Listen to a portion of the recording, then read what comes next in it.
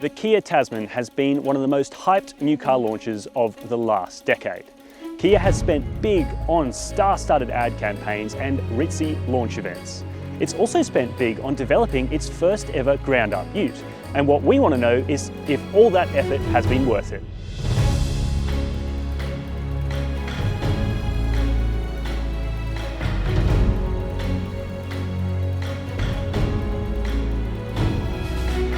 Along with Evan Spence and Nathan Ponchard, we are assessing the Tasman across 4 days against key segment benchmarks.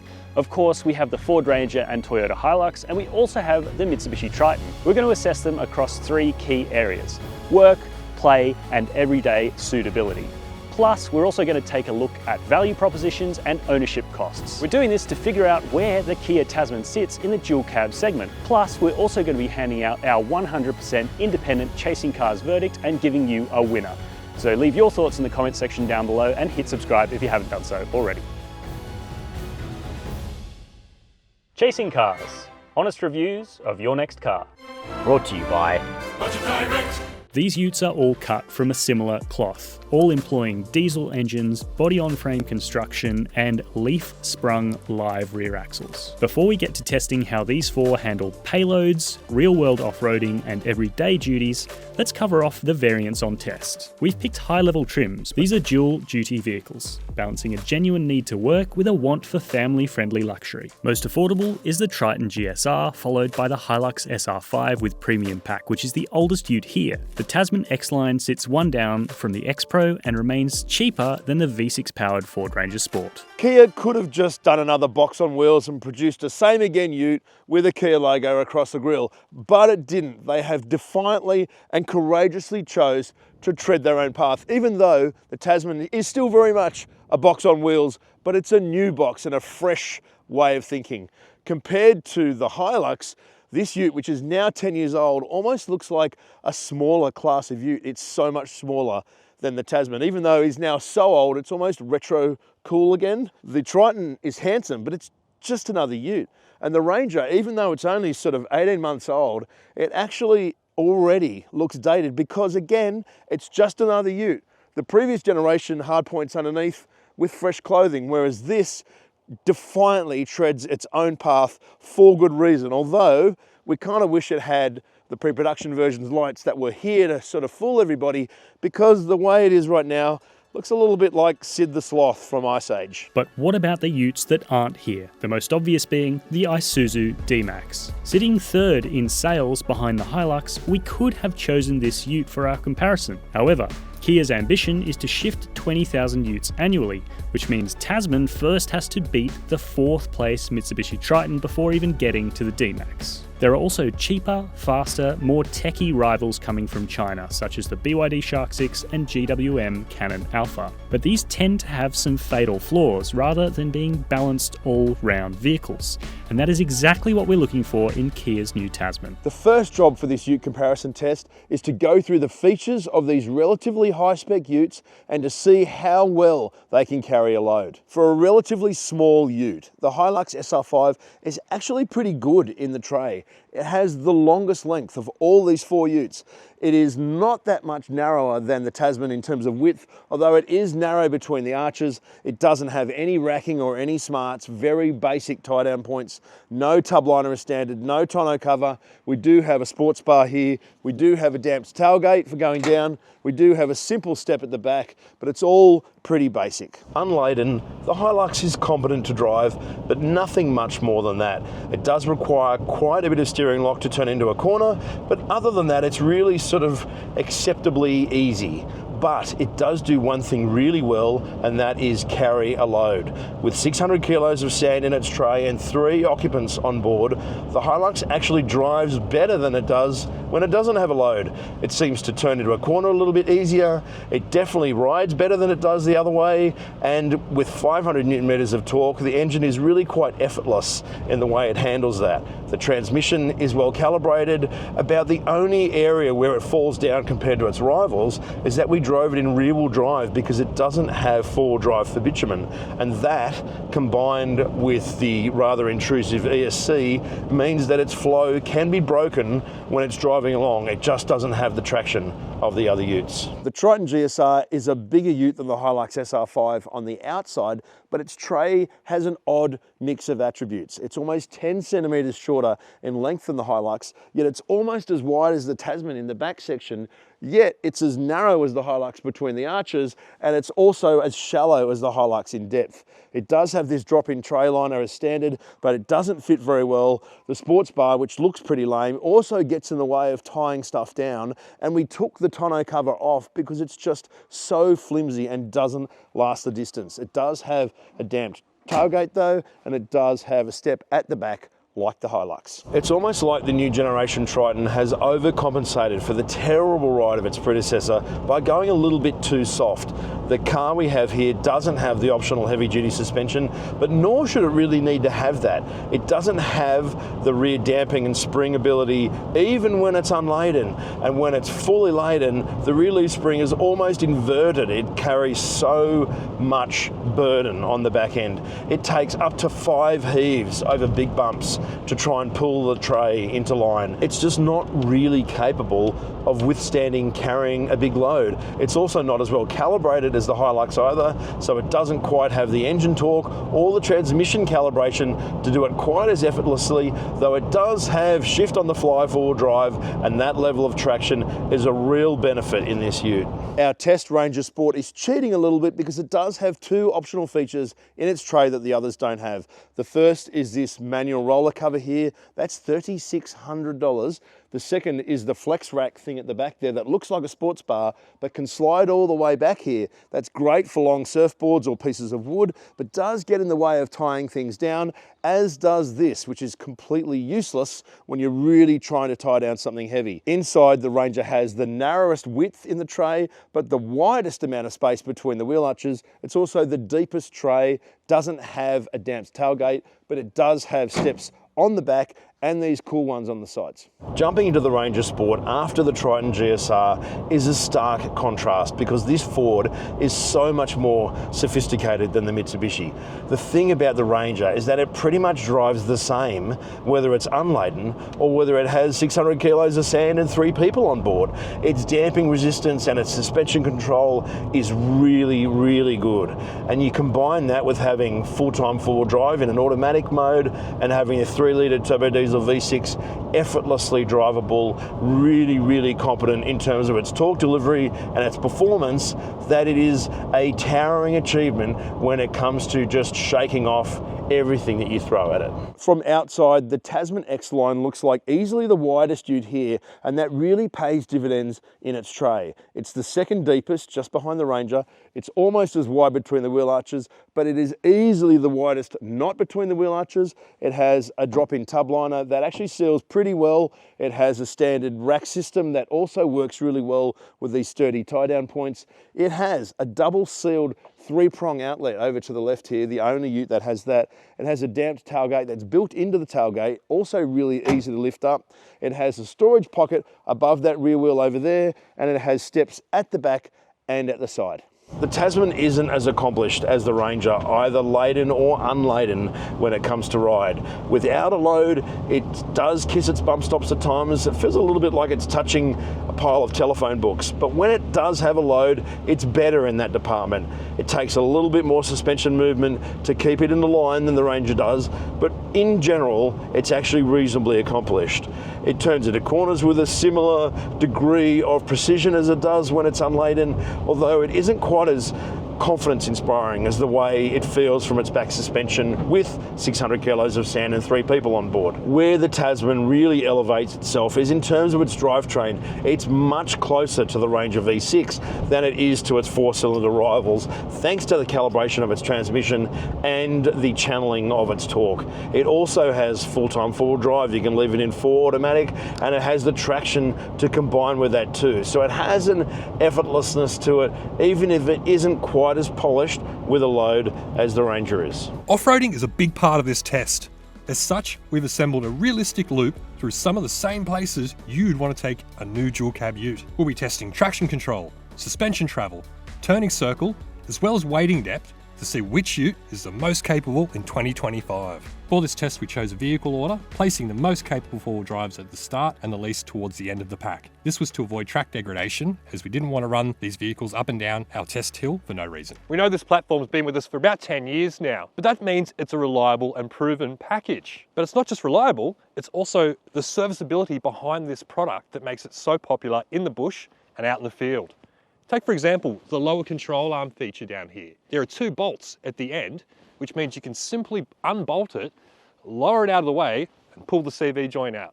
Saves you time and money at the dealership, and it's way easier to work on when you're four-wheel driving on the tracks. This is our first run, and we're taking the Toyota Hilux first for our off-road loop.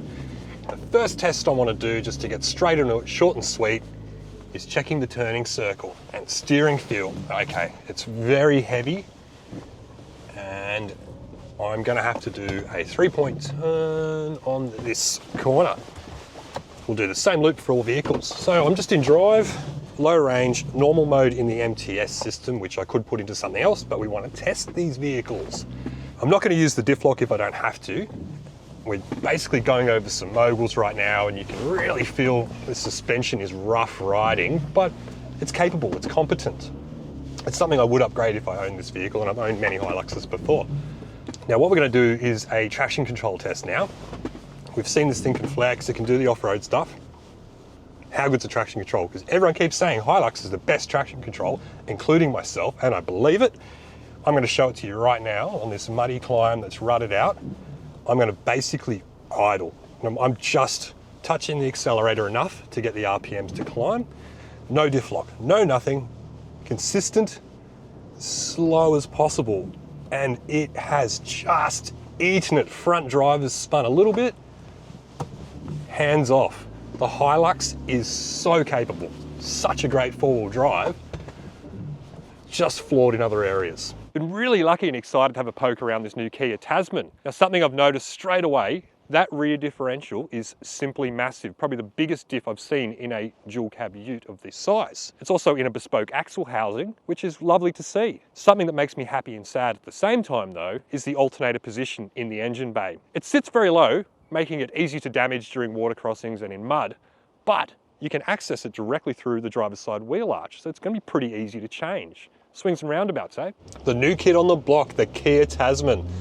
Now, I was at the launch of this vehicle, but it was a pre-production spec. It wasn't finalized. This is a road-going version. To say I'm excited to see how this performs is an absolute understatement. So let's get straight into it. First test, let's check for steering. Super light. Will it make this corner without doing a 3-point turn? Despite being bigger than the Hilux, it's got a better turning circle. Great. All right, that's promising. So we'll go through our little moguls, muddy section. Something this was doing at the launch was not holding gears. It made off-road driving quite tricky because you wanted to hold second gear, for example, and maintain that up a hill. It wasn't doing that. So I'm keen to see if that has been fixed. I've been told it has. So far, ride's really good on this bumpy stuff. Steering's good, brake's good. This has an automatic locker in the rear, so unfortunately I can't turn that off. It's automatically on. So I think this vehicle has a bit of an advantage, but I need to see if the traction control works. So idling up our little muddy hill. The Hilux made it up, full points. Everyone around's commented how good it is. So again, I'm doing as slow as possible, just enough throttle input to increase the RPM. She's spinning, she's spinning, she's spinning. Having to think about it, okay. Not Hilux good. Not Hilux good. Even with the rear locker on, that front end took more wheel speed and more revolutions for that front end to kick in. It's still bloody good though. The fact that it's made up that muddy hill climb is super impressive. A massive positive with the Triton is its super beefy driveline. I am yet to hear of anyone breaking a CV joint or a differential in this platform. In saying that, this rear diff still has that stupid vibration damper that sits at the bottom that looks like a big chin ready to scoop up sand and rocks. Not ideal. Now we're in the Mitsubishi Triton. I've had a fair bit of experience with this vehicle already and genuinely impressed with it. So it's, as per the other vehicles, the first test. Steering, pretty light. Much lighter than the Hilux, but probably not as light as the Kia. Turning circle, really good. better than Hilux. Hilux is losing turning circle wise. Ride quality wise though, this Triton's very soft. This is the lighter duty suspension pack in the rear. So it rides quite jelly-like. It's a bit marshmallowy. While that's been bad with our load testing and things like that, in this setting, it's an advantage because it's so supple. I'd still upgrade it because I think this vehicle's a little bit too low as well. I have hit the front bash plate already. But we don't really care about that anymore. Let's see how it goes up our muddy hill climb. What are we in? 4 low, drive mode, normal. Again, we're trying to give each vehicle the worst case scenario to get up this hill. We're really testing them. Anyone can just bash up this hill. It takes finesse to test. We're just crawling. Okay. Traction control's thinking, it's thinking, it's thinking, it's thinking. Okay. It's done it, it's made it. It didn't do it anywhere near as comfortably as the Hilux. It didn't do it as good as the Tasman. It wasn't as easy, but it worked. It is an effective traction control system. We still had the diff lock in the rear we could use. That's impressive. The Triton made it up. Got to say, this Ford Ranger is an incredibly smart ute. It does a lot for you, both on and off road. Put it in low range, it turns the diff lock on for you. Is that a good thing? That's kind of up to you, because I find it a little bit intrusive. I'd prefer to be able to do it on my own. But something else I do like is the fact you can accessorize and uplift this vehicle from the factory with ARB gear, really good high quality Australian parts. And if this sport model doesn't suit what you do, you can take it all the way to the extremes of a Raptor. There's a lot of vehicles in the Ranger lineup. Okay, this is a big one for the Ranger. It's a lot of car in so many ways.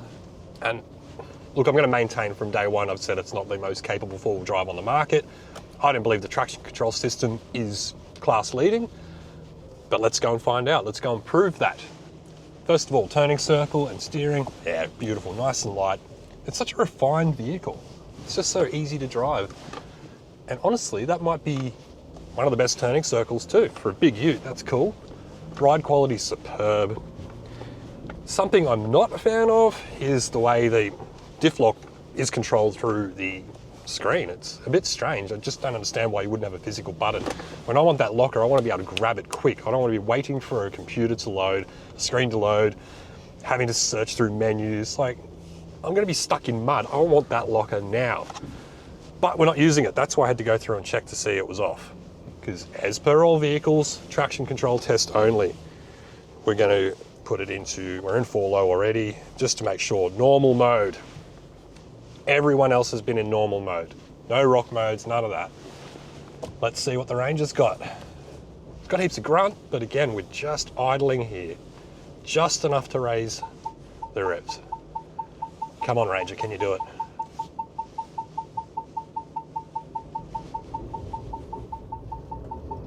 No. Oh no, shaking violently. Can we take off? That's not doing it. That has just, oh my goodness, that is so uncomfortable. Let's turn these parking sensors off. It's wigging out, the screen's bugging out. Before we had the AEB kicking in, so we couldn't reverse. I can smell smoke, burning rubber. That did it so hard. It really had to fight for every inch of that. So there you go. We've managed to get the Ranger up, but holy man, it had to work for it. I'm so surprised. At one stage I was going backwards. That's not exactly a tough hill. It's a good test. But this is a very real world test. That's the sort of stuff you guys are going to be doing at home. After churning up the track in the Ford Ranger, we put the Hilux back through, and guess what? Absolutely no struggles. It's the undisputed off-road king here, with Tasman in second, Triton third, and Ranger last. But what about the day-to-day, when you're living with these utes' cabins and on-road drivability? The Hilux interior is a great place to start for a dual cab test because Well, it hasn't really changed that much in the last 10 years. There have been attempts to modernize it with this 8-inch touchscreen here, but frankly, with PlayStation 2 level graphics and the old feeling analog dials with the 4.2-inch TFT screen, the Hilux isn't kidding anybody. Toyota needs a massive overhaul of this car if it's to compete on technology levels and fit and finish. But that's kind of this car's charm. It's rough and ready. All the materials are hard and scratchy. It tells you exactly what it is up front, and for that reason, there is still an innate charm to the Hilux's simplicity. Sure, it only has one stage for heated seats, but they are at least optional, and although these seats aren't super comfortable, they are 10-way power adjustable. It continues in the Hilux's back seat with the premium pack of this SR5 feeling very much like lipstick on a pig. You can give it leather seats, but ultimately this is very much a work ute. You wouldn't want to sit 3 people across this bench. Again, hard scratchy materials, and then there's some fit and finish things like the exposed connectors for the heated rear screen. Plus, although legroom is good, I don't have very much headroom or tow room in the back of this car. Out on the road in the latest Hilux, and look, you know what you're getting with a Hilux, and that's both a good and a bad thing. If you've had one of these utes before, you'll probably notice a whole bunch of small incremental improvements in the latest Hilux. It feels like Toyota's been around and nipped and tucked everything up just to make it that little bit better, a little bit more competitive. Things like ride quality have improved. It's still not the most comfortable ute here by any stretch, but that harshness, that terseness you used to get through especially the rear end and the feeling of disconnection from front to rear has at least subsided somewhat. You're still left though with this gloopy steering feel that is both too light at speed and too heavy when you're parking, and you're left with a very loud, very coarse engine. You come out of a corner and although the torque converter almost completely unlocks, when you get on the gas, you're greeted with this really unpleasant, coarse note to accompany proceedings. Though that said, the engine does have a good amount of snot. 150 kilowatts and 500 newton meters in this vehicle seems to deliver more than you'd expect on paper. So that is a good thing for the Hilux. The final nail in the coffin though is that this is the only ute on test without a full-time 4x4 setting for its drivetrain. We've got to drive it in 4x2 on the pavement, and that does make things just that little bit more sketchy. The traction control is really good and limits how much of an issue that is, but it is still something worth considering if you're looking at a new ute. Having 4x4 all the time, especially in horrible wet conditions like this, adds that extra level of safety and confidence when you're driving. Jumping into the Triton straight after the Hilux, this thing feels really slick. This top-spec GSR has nice touches like contrast orange stitching. You've got a great driving position, this lovely steering wheel which feels very passenger car, and this uncluttered center stack that seems very Outlander. Also, technology is pretty good. Nice crisp screen. You've also got a digital display here that allows you to customize various settings. Funny thing is though, when you start looking a little bit deeper in the Triton, you start uncovering some cheapness. For starters, the cup holders that Mitsubishi made a big song and dance about with their square aperture are actually almost identical to the Hilux. And then there's the window switches. Only the driver's gets auto up and down. Still, there are some easy to use touches, like you've got the physical aircon controls that feel very nice and tactile, USB ports easily accessible, and 3 stages for the heated seats. There are some great features in the back of the Triton as well. I'm set a little higher than the front seats, which gives me a great view out, plus these headrests are nice and narrow so I can see from back here. You've also got these air vents, described as Princess Leia's hairdryer by Mr. Nathan Ponchard. They're actually quite effective at blowing cool air in your face, certainly better than knee-mounted ones.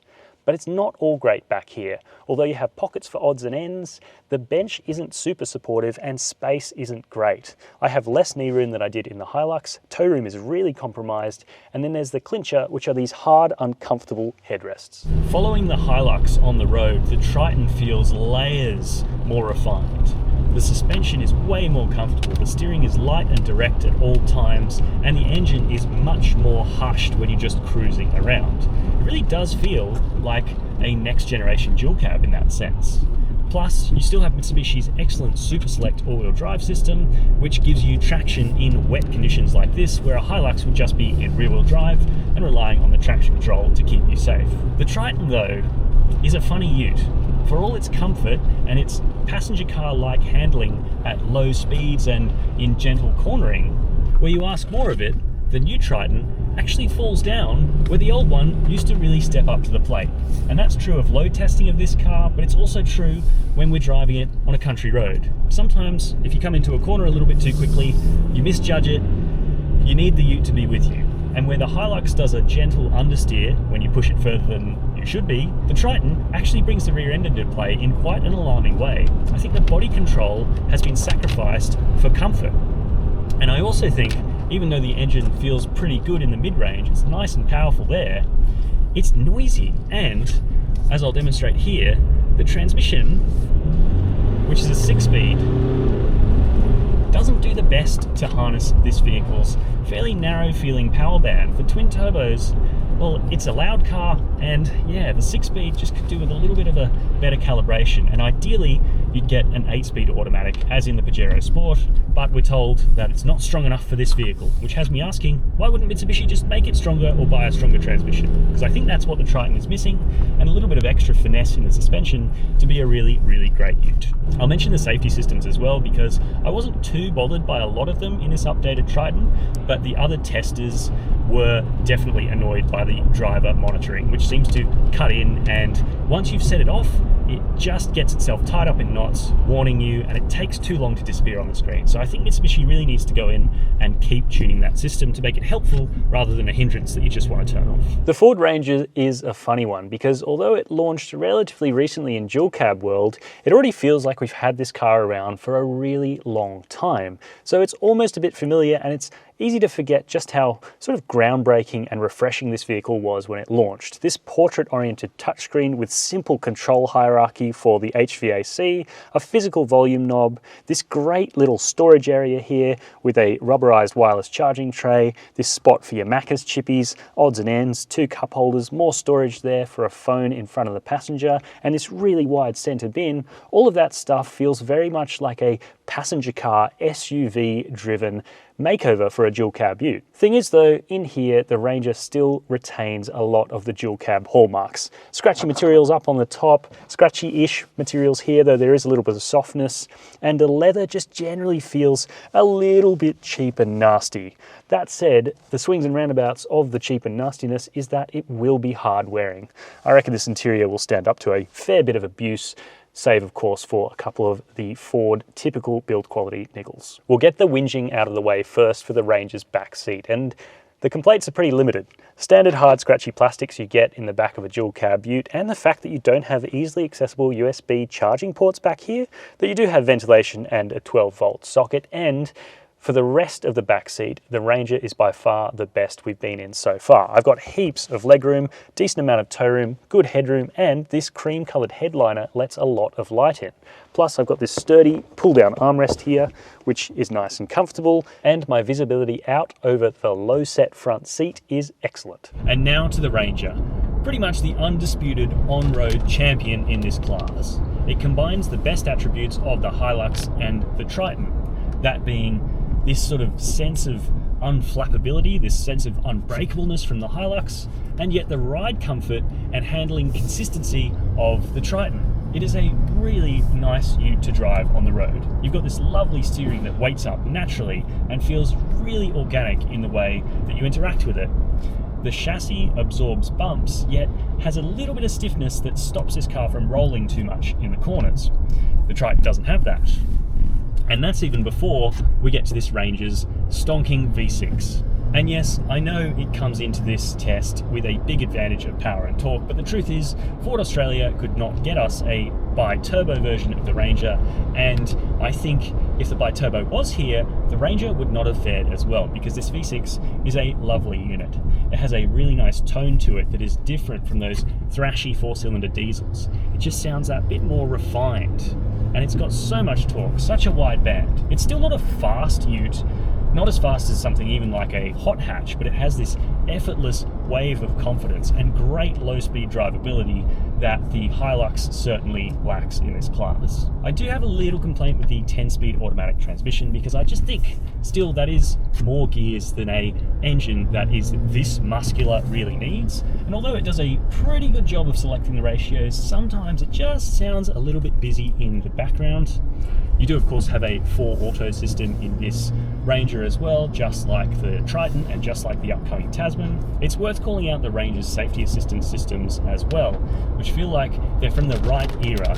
They balance genuine helpfulness without all the annoyance of that Triton's direct driver attention monitoring system, which is just so unrefined. The Ranger gets a 5-star ANCAP rating from 2023, and it has really well-tuned lane keep assist. It just gently nudges you back into your lane. It also has a pretty good adaptive cruise control as well. Plus you get speed sign assist, where it shows the current speed sign in the cluster, but it doesn't beep and bong at you for exceeding the speed limit. So I think Ford's done a great job appealing to Australian buyers who drive in Australian conditions and who like a bit of punch from their ute, because this Ranger certainly delivers on the last characteristic and remains our on-road driving benchmark. The Tasman delivers a lot of wows in this class. Firstly on the outside, which is not so good, but inside the wow factor is fantastic. The design and touchpoint execution in this ute is superb. It feels so good. It really does move the game on in this segment. Of course, there are some classic dual cab foibles, hard scratchy dashboard on a car that's going to be over $70,000. Once you've got it on the road, sure, feels a little bit cheap, but the heavy traffic touch points are lovely.